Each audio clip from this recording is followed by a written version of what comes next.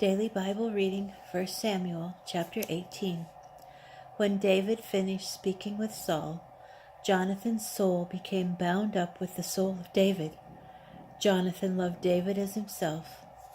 Saul took him into his service that day and would not let him return to his father's house. Jonathan and David made a pact, because Jonathan loved him as himself. Jonathan took off the cloak and tunic he was wearing and gave them to David, together with his sword, bow, and belt. David went out with the troops, and he was successful in every mission on which Saul sent him.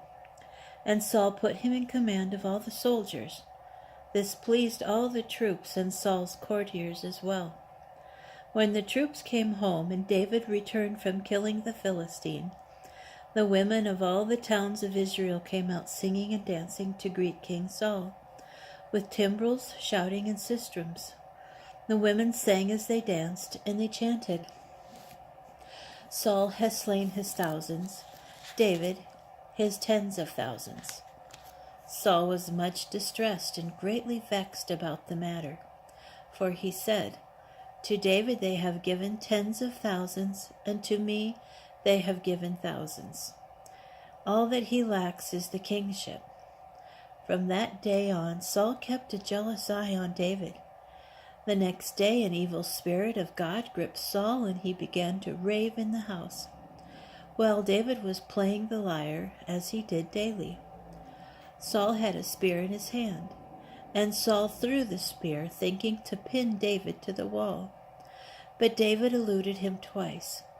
Saul was afraid of David, for the Lord was with him, and had turned away from Saul. So Saul removed him from his presence and appointed him chief of 1,000, to march at the head of the troops. David was successful in all his undertakings, for the Lord was with him. And when Saul saw that he was successful, he dreaded him. All Israel and Judah loved David, for he marched at their head. Saul said to David, "Here is my older daughter Merab. I will give her to you in marriage. In return, you be my warrior and fight the battles of the Lord." Saul thought, "Let not my hand strike him. Let the hand of the Philistines strike him." David replied to Saul, "Who am I? What is my life, my father's family in Israel, that I should become your majesty's son-in-law?" But at the time that Merab, daughter of Saul, should have been given to David, she was given in marriage to Adriel the Mahalathite.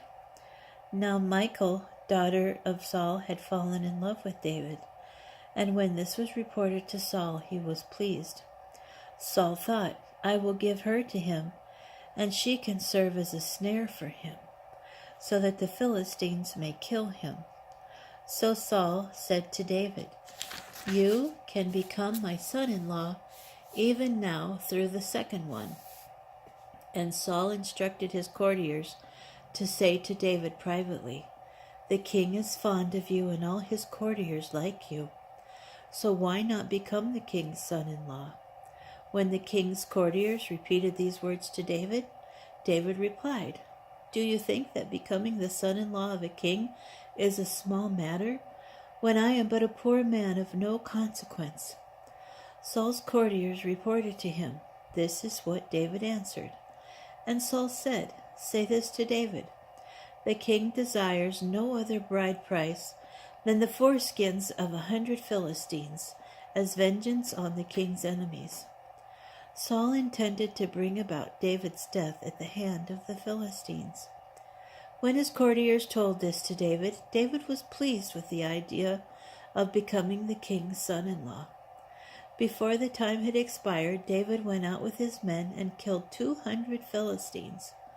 David brought their foreskins, and they were counted out for the king, that he might become the king's son-in-law. Saul then gave him his daughter Michal in marriage. When Saul realized that the Lord was with David, and that Michal, daughter of Saul, loved him, Saul grew still more afraid of David, and Saul was David's enemy ever after. The Philistine chiefs marched out to battle, and every time they marched out, David was more successful than all the other officers of Saul. His reputation soared.